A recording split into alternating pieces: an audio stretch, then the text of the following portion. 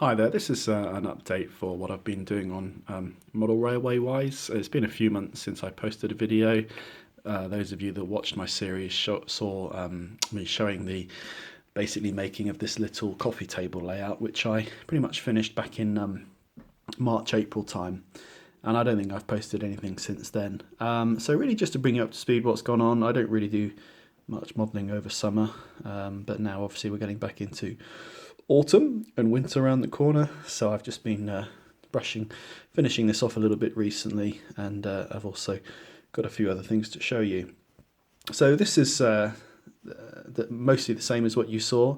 I just wanted to point out really that what I've done is recovered some of the grass areas because they hadn't covered too well, and there were quite a lot of patches of white showing through, so I've mostly managed to cover those up with copious small amounts of paint, glue and grass flock. And then I just want to show down here, I decided to move the water tower just to keep this area as more of a little car park. And over on the car garage you can see that I've just done a bit more detailing with grass growing around the sort of paving slab area, which I think finishes that up nicely. Over here, not really much change, just a bit more grass over here between the tracks and a little bit more grass there as well. And then the only other thing really is just sort of the finishing off the factory area up here. I've sort of just reorganised the buildings a little bit. I think that looks sort of better laid out like that now, moving the water tower up here. And quite pleased with that really, that I think that looks quite good. So this is now basically complete. You could go on forever. I could carry on adding bits and bobs. It'd be nice to have a little wall here, a sign for the factory unit, and maybe more lampposts and telegraph poles and things like that. But I think I'm pretty much done. The only thing I might get around to doing is I might actually stick a back scene on here, because I think that would make it look better. And also at the back of the layout, where the train sort of goes round here, I probably would maybe have a higher back scene here again with something stuck on it, just so that gives you the illusion of depth looking into the background.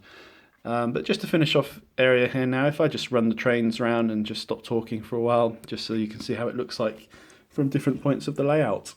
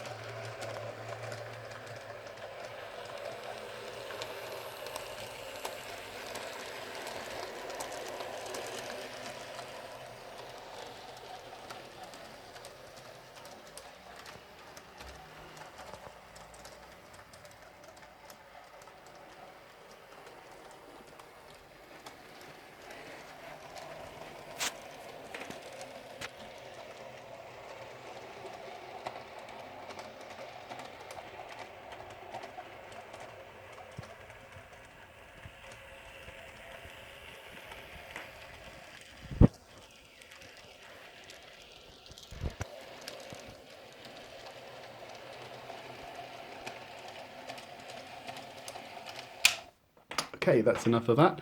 So just finishing off now, let me just show you what I've been up to in between modelling over summer.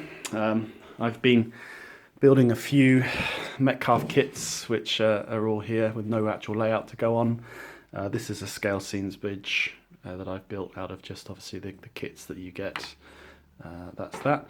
And then these are some second-hand Metcalfe kits that I've been building over summer. Always good quality and nice and sturdy. So quite pleased with those. Hopefully they'll at some point find their way on a layout. If not, they're going to be on eBay in the future up for sale. And also, I finally got around over summer to buying myself a decent pair of track cutters. So I bought these online.